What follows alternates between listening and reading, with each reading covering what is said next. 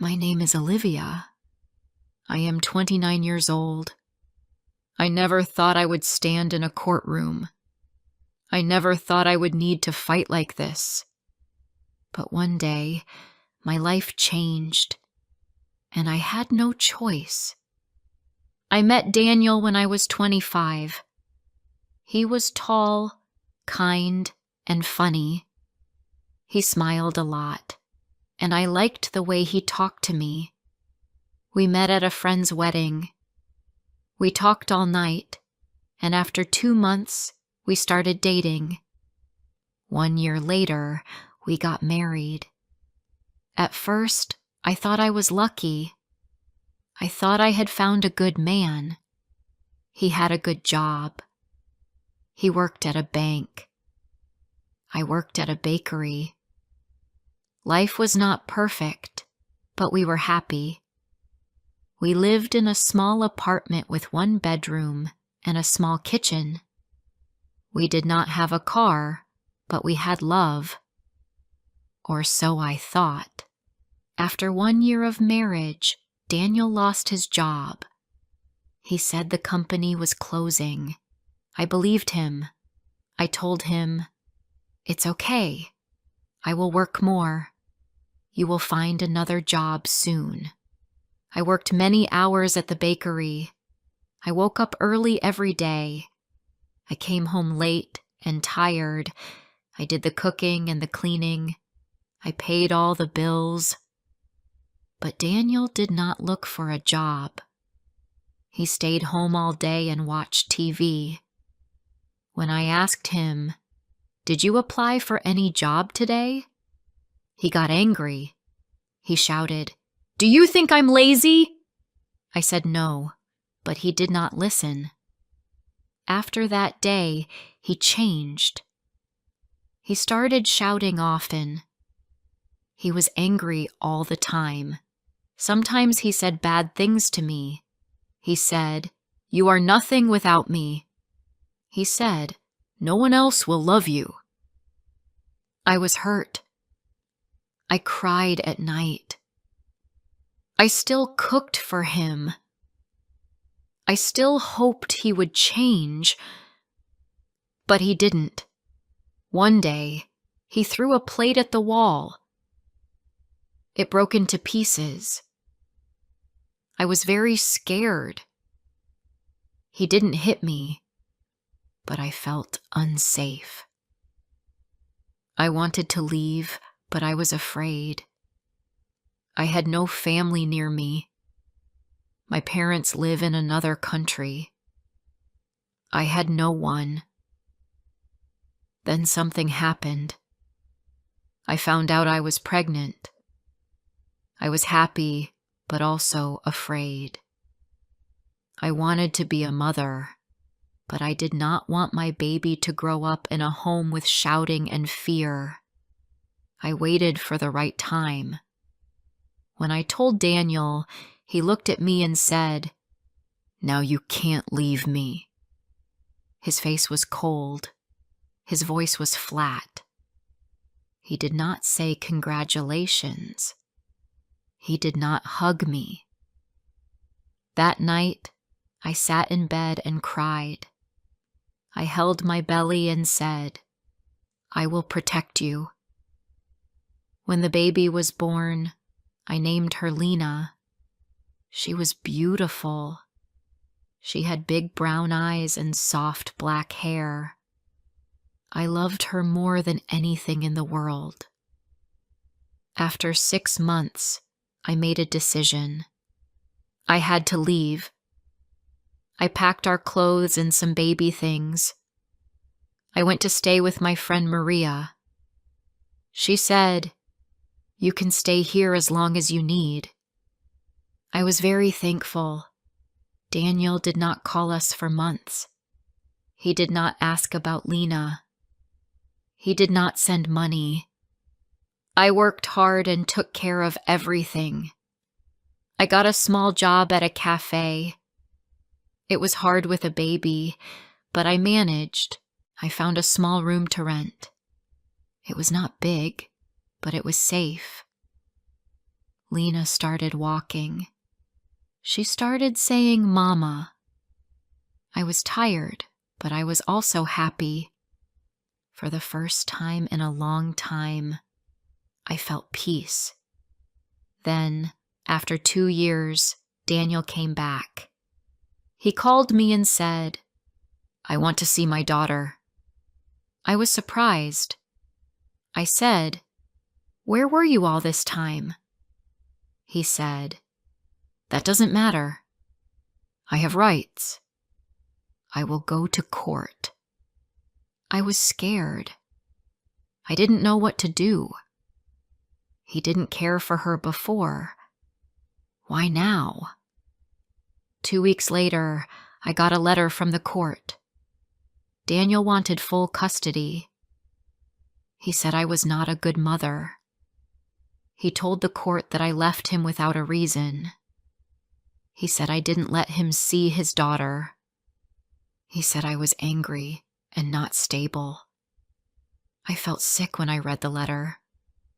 I sat on the floor and cried. How could he lie like that? I didn't know what to do.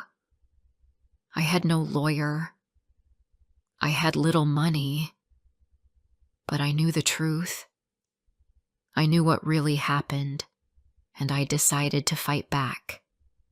At the first court hearing, Daniel wore a suit. He looked very calm. He smiled when he talked.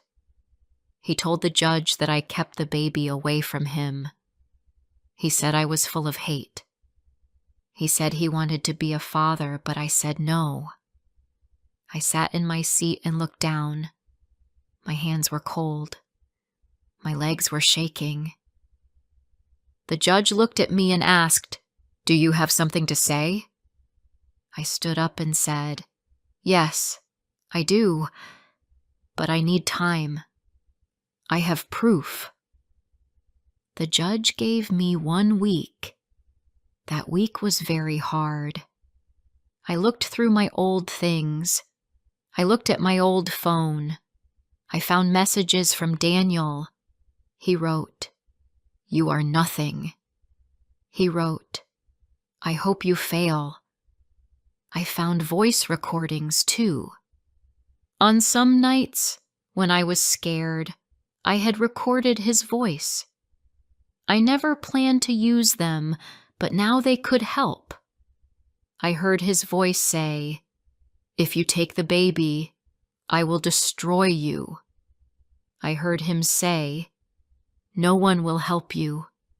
No one cares." I cried again, but this time I felt stronger. I printed the messages. I saved the recordings. I wrote a letter to the judge. I told him everything. My friend Maria also agreed to speak. She had seen my pain. She had seen the broken plates. She had held me when I cried. She said, "This time, Olivia, you will not be alone." On the day of the next hearing, I walked into court with my head held high. I gave the judge the papers. I gave him the phone. I told him my story. I spoke slowly and clearly. I looked at Daniel. He was not smiling now. His face was red. He looked at the floor. The judge listened carefully. He asked questions. I answered them. My friend Maria stood up and told the truth. The room was very quiet. I could hear my heartbeat. When I finished, the judge said, "Thank you. I will take time to decide." Daniel walked out quickly. He didn't look at me. But I didn't care. I had told the truth. And this time, I had proof. That night, I walked home with Lena. She held my hand. She looked up at me and said, "Mama, are you okay?" I smiled and said, "Yes, baby, Mama is okay. Now I had to wait. Wait for the judge. Wait for justice. But deep inside, I already felt free. The days after the court hearing were slow and heavy. Every morning, I checked the mailbox. Every evening, I checked my phone. I waited for a letter or a call from the court.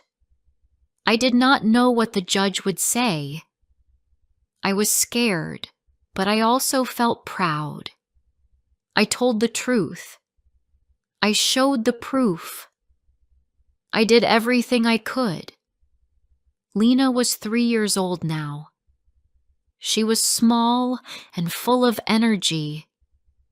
She liked to sing and play with her toy animals.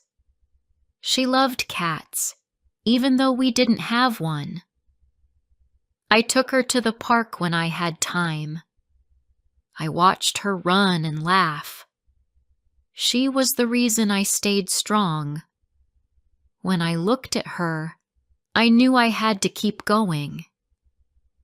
One morning, I got a letter from the court. My hands were shaking as I opened it. I took a deep breath. The judge wrote that he read all the documents and listened to the recordings. He wrote that he believed my story. He said I would keep full custody of Lena. Daniel could visit her, but only at a special center with a worker present, and only once a month. I sat down on the floor and cried.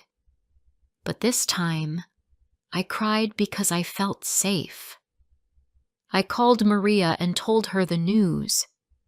She screamed with joy. "You did it," she said.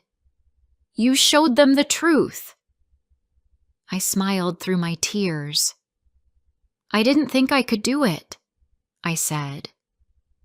"But you did," she replied. "You're stronger than you think." After that, Daniel sent one message. It said, "You made me look bad. You will regret this." I didn't answer. I didn't feel fear anymore. I saved the message and showed it to the court center. They said he could not contact me again outside of the visits. The first visit was in 2 weeks. A woman from the center called me. She said Daniel would come and see Lena. She asked if I would bring her. I said yes. I wanted to do the right thing. I wanted Lena to have the chance to know her father. But I was also afraid. What if she cried? What if he was mean to her? I talked to Lena the day before. I said, "Tomorrow you will meet someone. His name is Daniel. He is your father." She looked at me with big eyes. "Where has he been?" she asked. I paused. Then I said, "He was far away, but now he wants to see you." She didn't say much. She just hugged me. I held her tight and kissed her head. The next day we went to the center. The woman at the door was kind. She took us to a room with toys and books. "You can stay here for a few minutes," she said. "Then we'll bring him in." Lena sat on a small chair. She looked around the room. She didn't speak. Then Daniel came in. He wore nice clothes. He had cut his hair and shaved his beard. He looked clean and polite. He smiled at Lena. "Hello," he said. "I'm your dad." Lena looked at him but said nothing. She held my hand tightly. The worker said, "Only Daniel can stay now. Olivia, please wait outside." I kissed Lena's head. I will be right here, I whispered. I smiled to make her feel calm. Then I walked out. I sat in a small room next door. I looked at the wall clock. The visit was 30 minutes. I waited. My hands were cold. My stomach felt heavy. I wanted to know what they were talking about. I hoped he was kind. I hoped he didn't say anything bad. After 30 minutes, the door opened. Lena came out first. Her face looked confused. She didn't smile. She walked to me and said, "He gave me a toy cat." I looked down and saw a small plastic cat in her hand.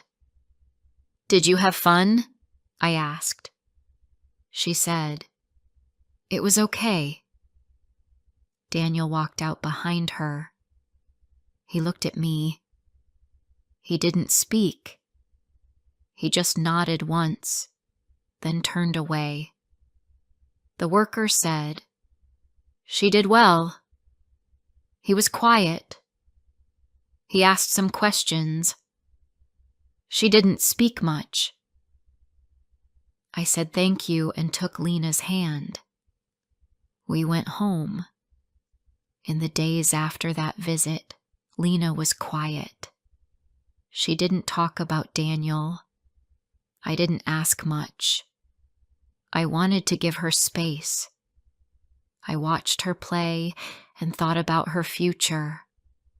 Would Daniel try to see her more? Would he try to change? Or would he disappear again? 1 week later, the center called.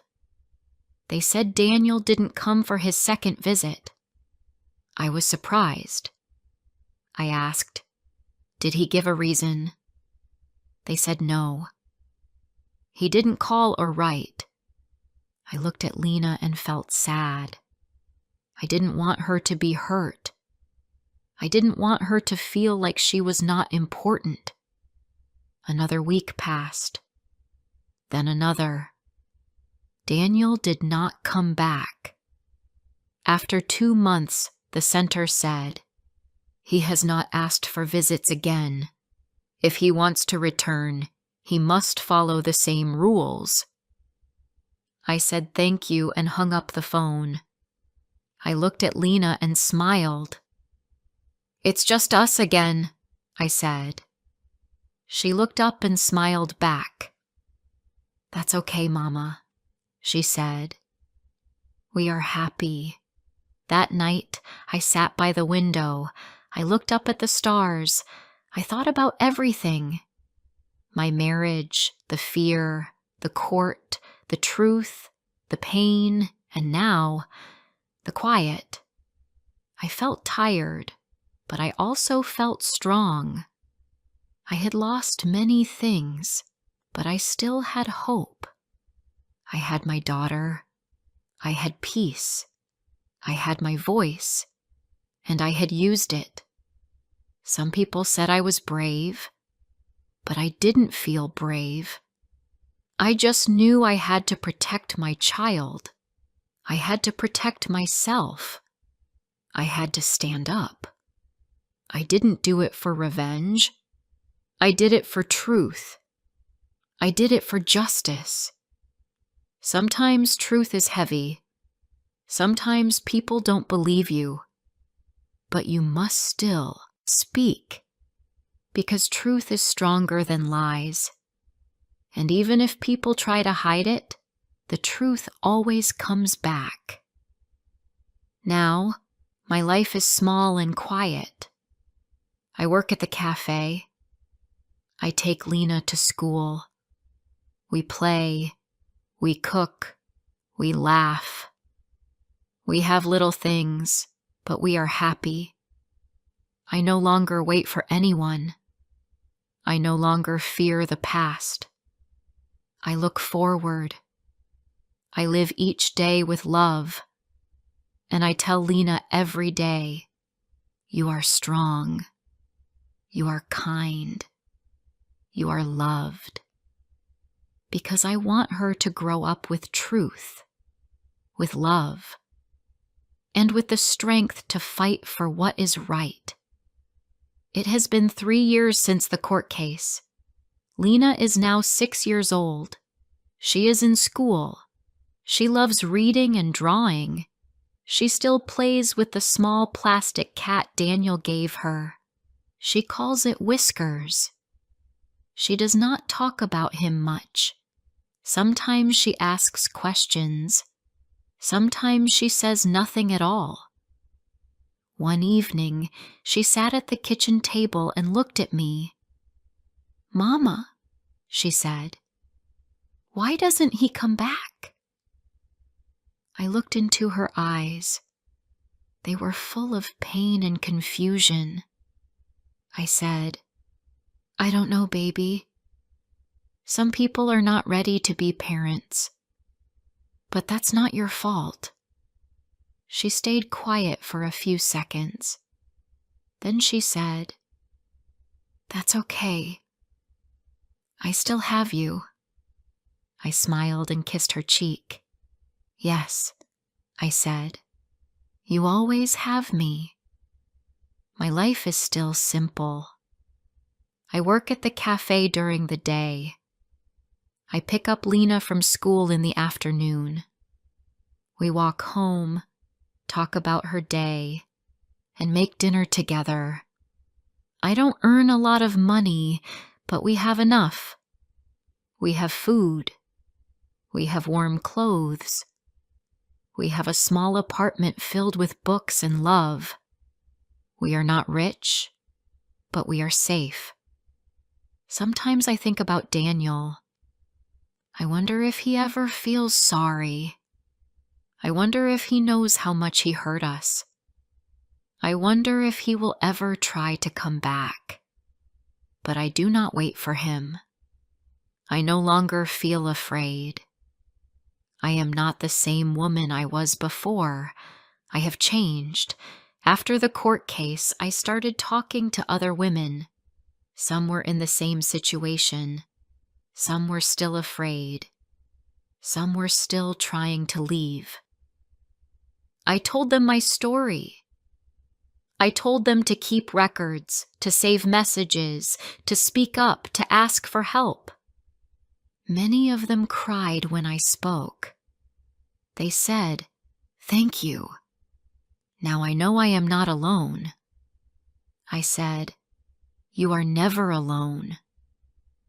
One woman named Hira stayed in touch with me. Her husband was very controlling. He didn't hit her, but he shouted and called her names. She had 2 small children. She had no job, no money, and no family in the city. She said, "I want to leave, but I can't." I helped her find a place to stay. I helped her write her story for court. I sat with her at her first hearing. When she won, she held my hand and cried. "I thought I was weak," she said. "But now I know I am strong." I hugged her and said, "Yes, you are.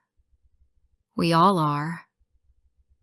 Helping other women gave me strength. It gave my pain a purpose. I did not just fight for myself. I now fought for others too. One afternoon, I got a letter. It was from Daniel. My heart beat fast when I saw his name. I opened it slowly. Inside, there was a short note. He wrote, "I am sorry.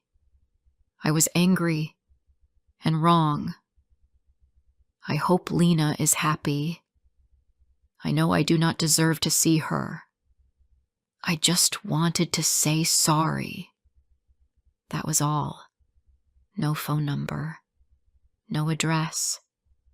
No request for visits. Just a few lines. I sat on the couch and held the letter in my hands. I did not cry. I did not feel hate. I felt calm. It was too late for us. It was too late for him, but not too late for me. Not too late for Lena. I never replied. I put the letter in a small box with court papers and old photos. That part of my life was closed. Later that night, I looked at Lena as she slept. She held whiskers in her small hand. Her face looked peaceful.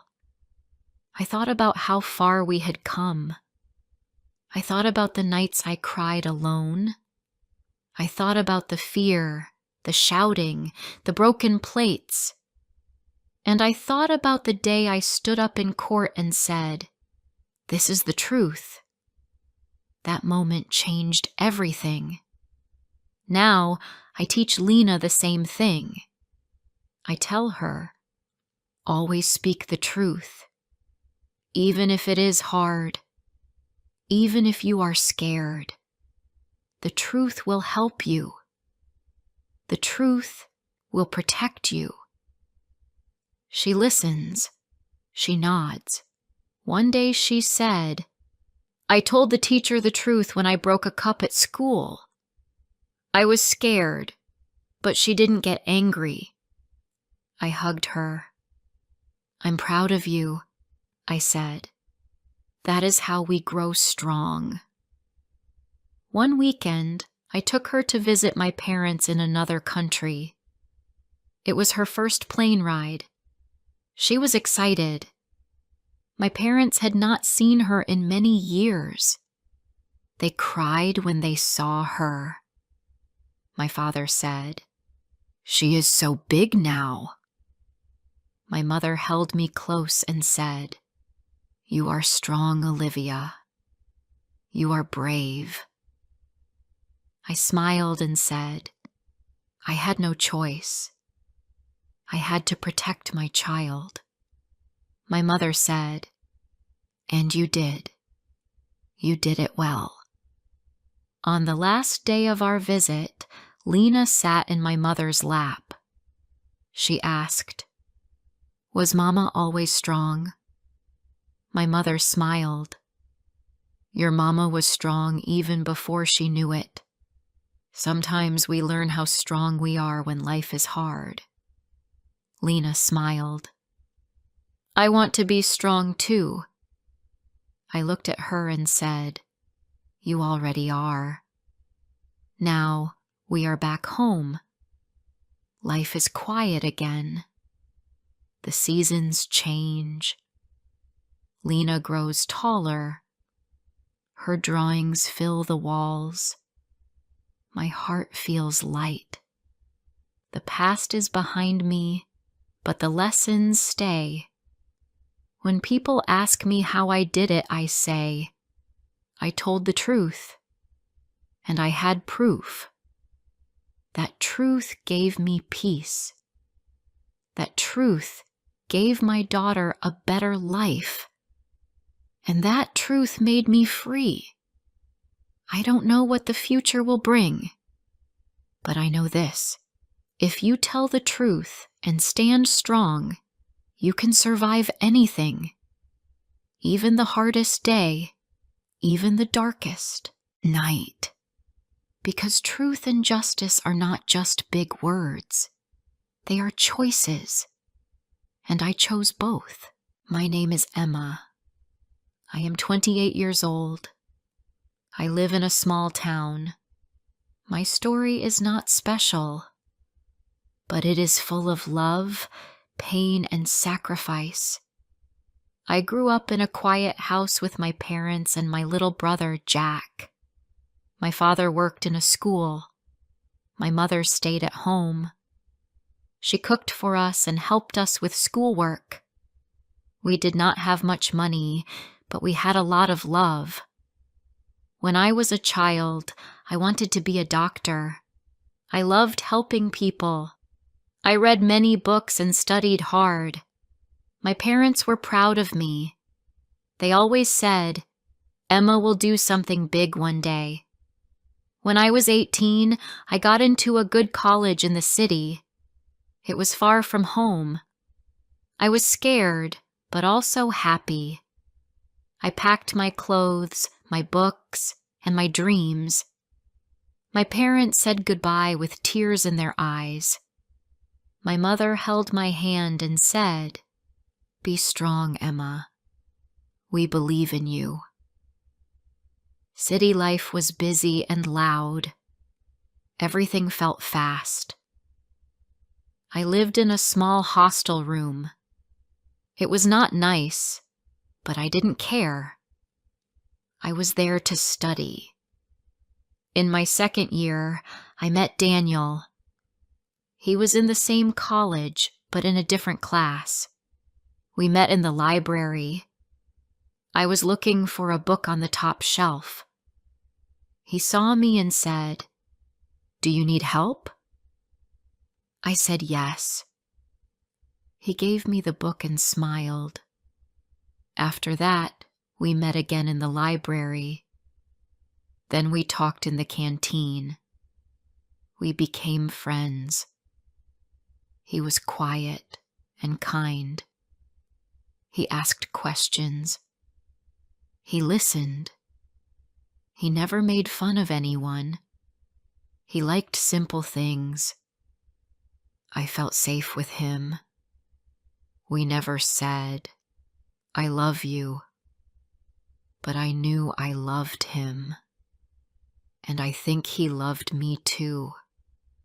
When I was sick, he brought me tea. When he was sad, I gave him my scarf. We talked about our dreams. He wanted to go back to his town and help his father. I wanted to work in a big hospital, but I never told him that I dreamed of a life with him too. In our final year, he said to me, "Emma, I will leave the city after college. My dad needs help with the shop." I looked at him and smiled, but inside I felt pain.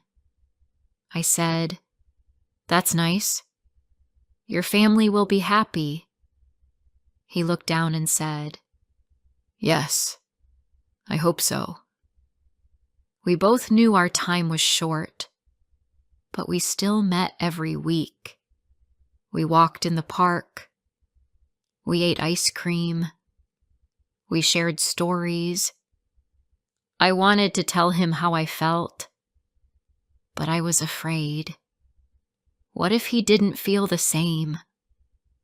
After graduation, I got a job offer from a hospital in the city. It was a good job.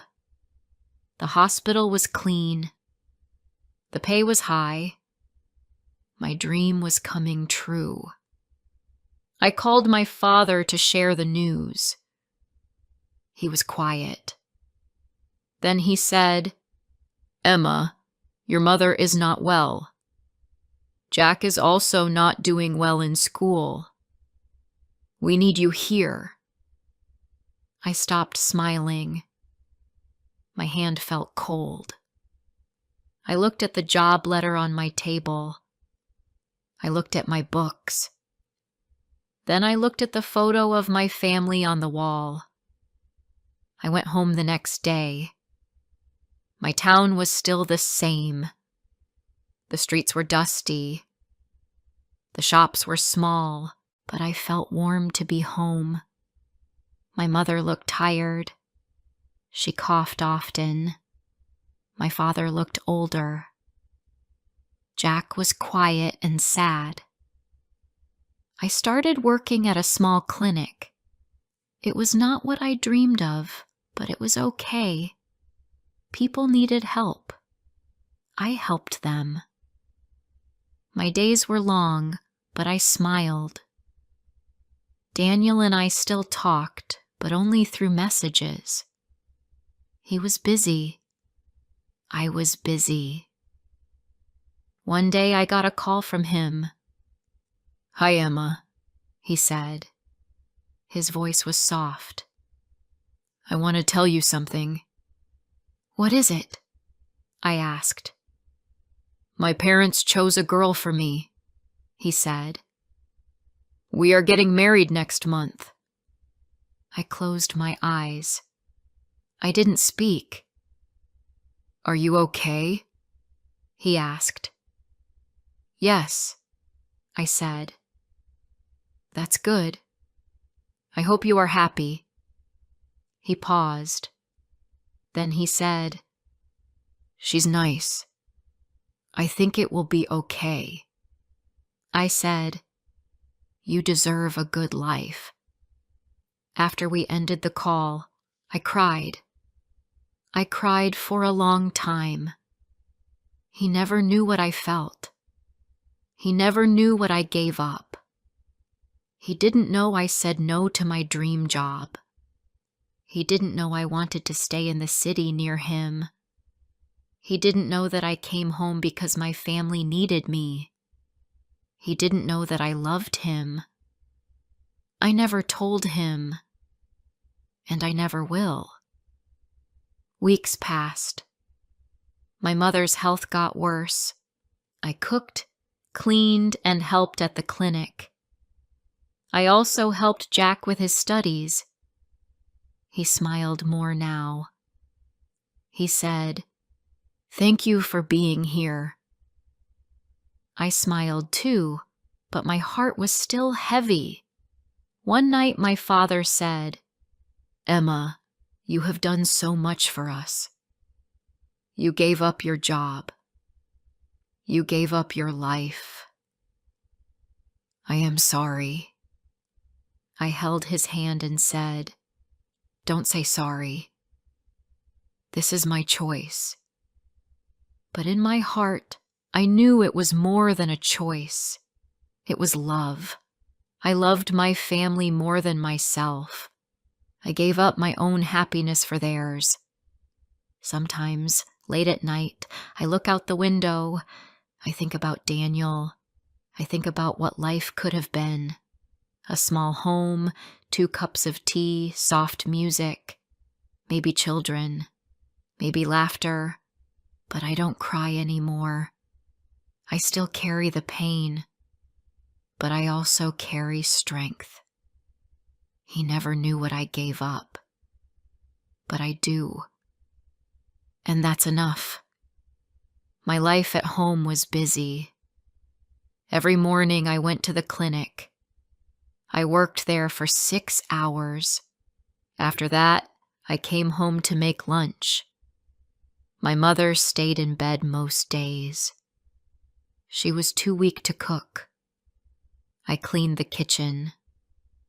I washed the clothes. I helped my brother Jack with his homework. Every day was the same. But I never complained. I told myself, this is my duty. This is what love means. Sometimes I sat near the window in the evening. The light was soft. The sky turned pink. I looked outside and thought about my old life in the city. I remembered the busy roads and tall buildings. I remembered the hospital with white walls and long halls. I remembered the nurse who smiled at me and said, You're a smart girl. You'll do well here. That hospital job was my dream. It was the thing I wanted most. But I left that dream behind. I left it to come home. I left it for my family. I also thought about Daniel. I met him during college. We used to sit under the big tree behind the library. We drank tea and talked about small things. We never said, I love you. But we knew. At least I did. I wanted to stay close to him. I thought we had time. I thought the right moment would come. But then I got the call from my father. He said, Come home, Emma. Your mother is sick. I did not think twice. I packed my bag and came back. One day, I was walking to the market. I saw Daniel on the road near the tea stall. He looked a little older. His hair was shorter. He was wearing a white shirt. He smiled when he saw me. I smiled back. I didn't know what to say. He walked up to me and said, "I didn't know you were in town." I said, "I work at the clinic now. I came home after college." He looked surprised. "I thought you took the hospital job." I looked down. I couldn't. My family needed me. He was quiet for a few seconds. Then he said, "You always think of others first." We talked for a few minutes. He said he was working with his father now. He said married life was fine. I nodded and said nothing. I didn't want to hear more. I didn't want to know about his wife. I didn't want to feel pain. He said it was good to see me. I said, "Take care of yourself." Then he walked away. He didn't look back. That was the last time I saw him. That evening I came home and sat with my mother. I made her soup and gave her medicine. She looked at me and said, "Emma, you look tired." I smiled and said, "I'm okay, Mom." She touched my hand and asked, "Do you think about your life?" I looked at her, confused. "What do you mean?" I asked. She said, "You had big dreams. You wanted to help people in the city, but you stayed here. You take care of me. You help your brother. But who takes care of you?" I didn't know what to say. My throat felt tight. I didn't want to cry, but my eyes were full. I looked away.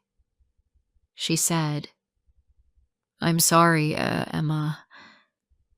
You gave up a lot."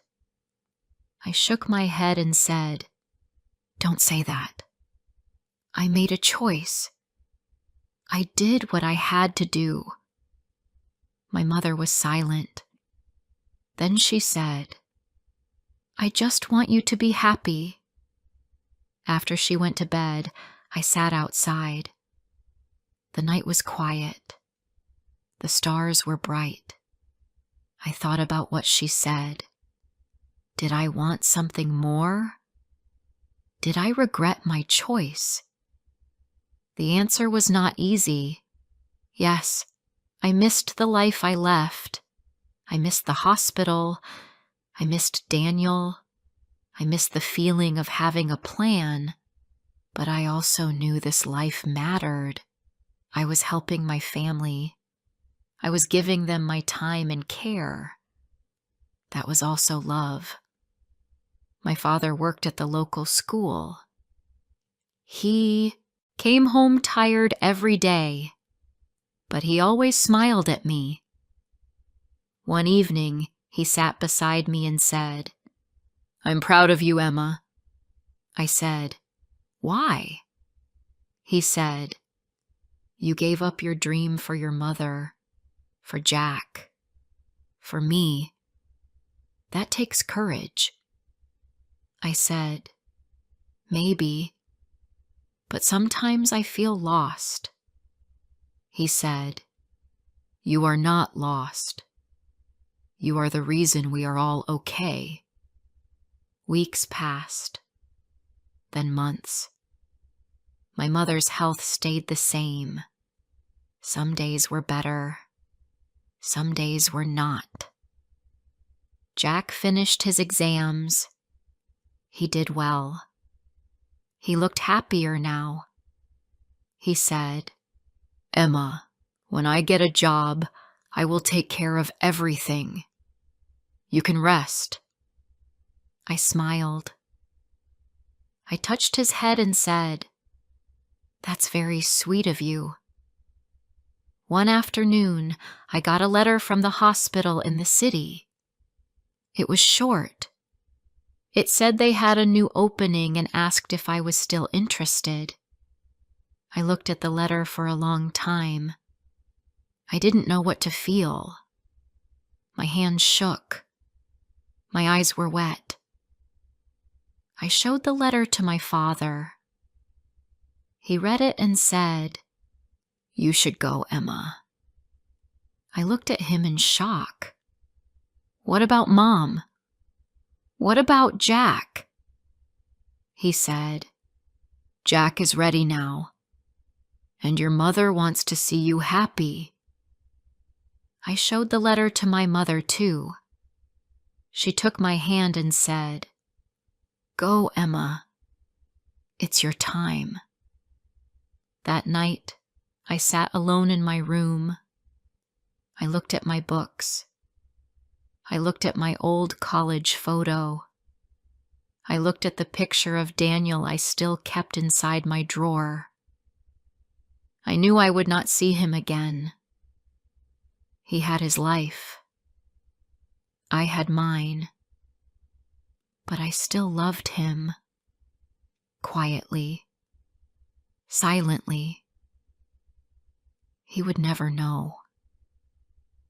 And that was okay. I made a choice the next morning. I would not go to the hospital. I wrote a thank you letter and said I could not accept the offer. My heart felt heavy, but also full. I looked at my mother sleeping. I looked at Jack reading a book. I looked at the small garden outside.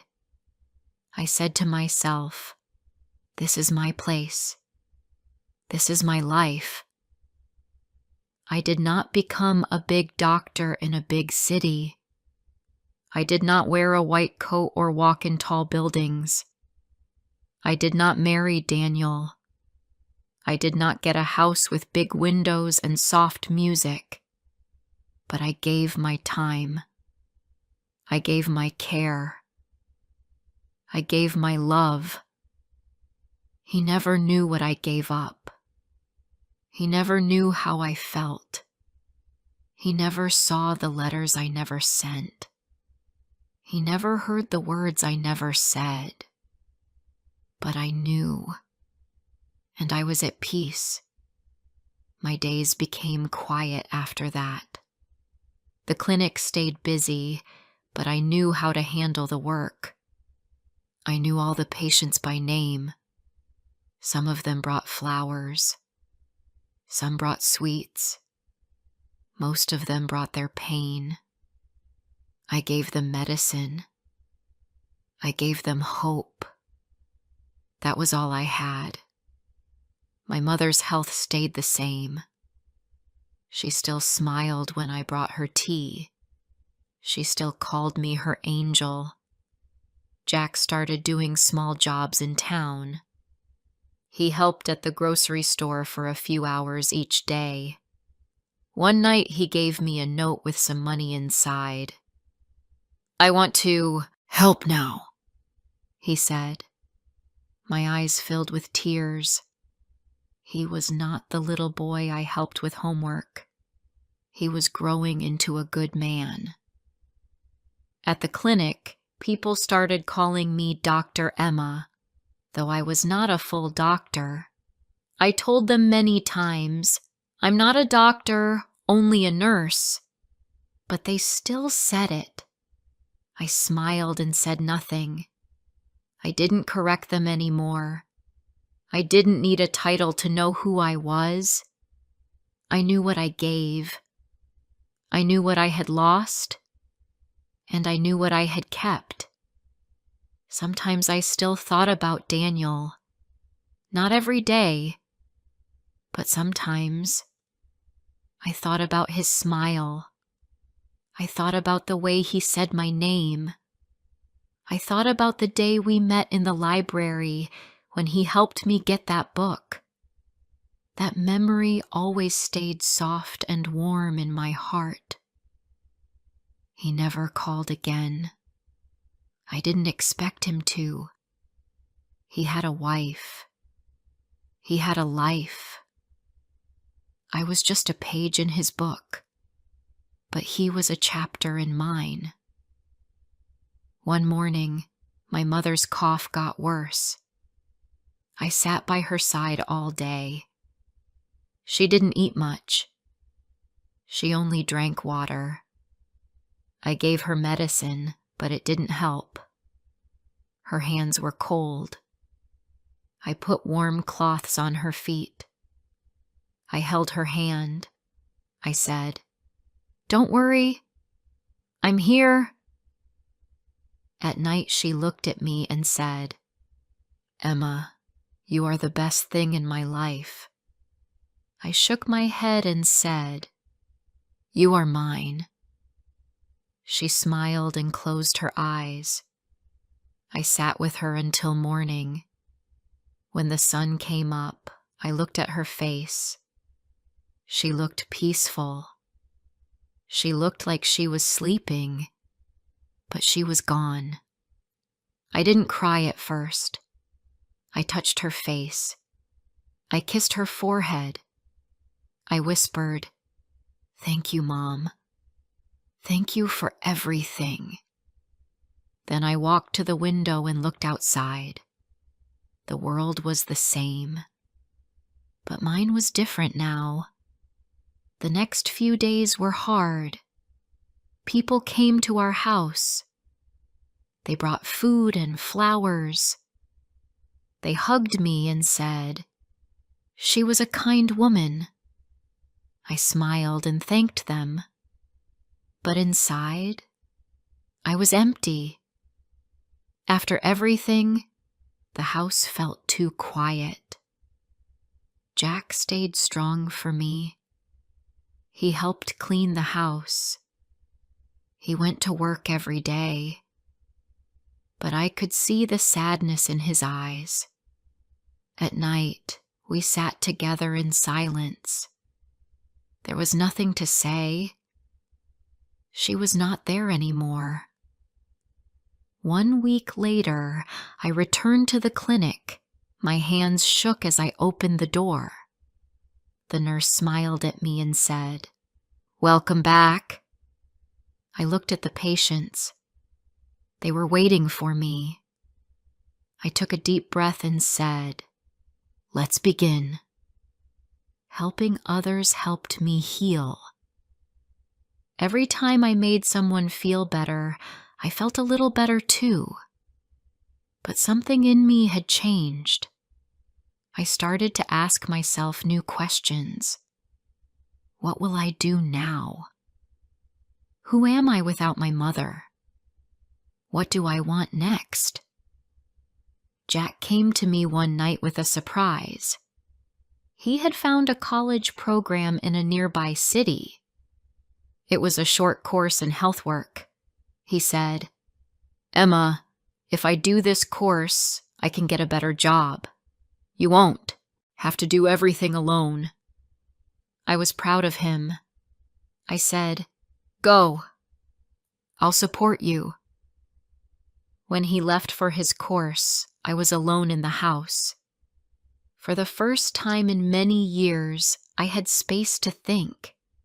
I looked at the walls. I looked at the photos. I looked at the mirror. I saw a woman with tired eyes, but I also saw a woman with strength. I had spent 10 years caring for others, first for my family, then for the people in my town. I asked myself again, what do I want? One day, I saw a poster at the clinic.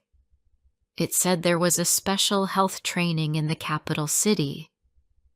It was for women with clinic experience. The course was short, only 2 months. It was free. I looked at the paper for a long time. Then I folded it and put it in my bag. That night I couldn't sleep. My heart was full of fear. Can I do this now? Am I too old to start again? But then I remembered my mother's words. I want you to be happy. I remembered what my father said. You are the reason we are okay. I remembered Jack saying, I will take care of things now. I sent my application the next morning. 2 weeks later, I got a reply. I was accepted. I didn't tell anyone at first. I just packed a small bag. I left a note for Jack. I am going to learn again. Don't worry. I will be back. Then I took the bus to the Capitol. The training was hard. I was the oldest student in the class. The others were younger, faster, louder. But I listened. I took notes. I worked late. I passed every test. The teacher said, You have a calm mind. That is your power. After the course, I returned to my town with new skills and a new heart. I started a small care center next to the clinic. It was for women and children. I gave lessons on health.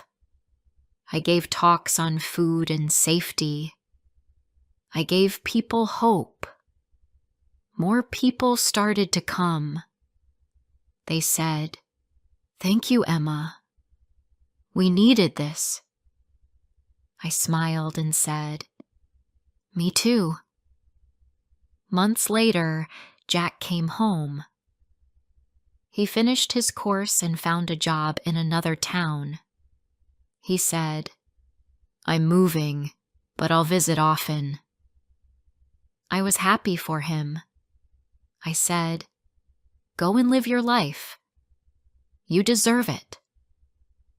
One morning, I got a letter from the city hospital again. It was not a job offer this time. It was a thank you letter. They had heard about my center. They wrote, You are doing great work. We are proud of you. I sat on the bench outside and held the letter. I looked at the sky. I smiled. I thought about my journey. I thought about everything I gave up. The hospital, the white coat, the money. Daniel, love, marriage. He never knew what I gave up. But maybe he didn't need to know, because I knew. I gave my dream to save someone else's. I gave my love to protect someone's peace. I gave my youth to carry a home. And now I had peace. I had purpose. I was not a wife. I was not a doctor. But I was still a woman with a heart full of love. And that was enough.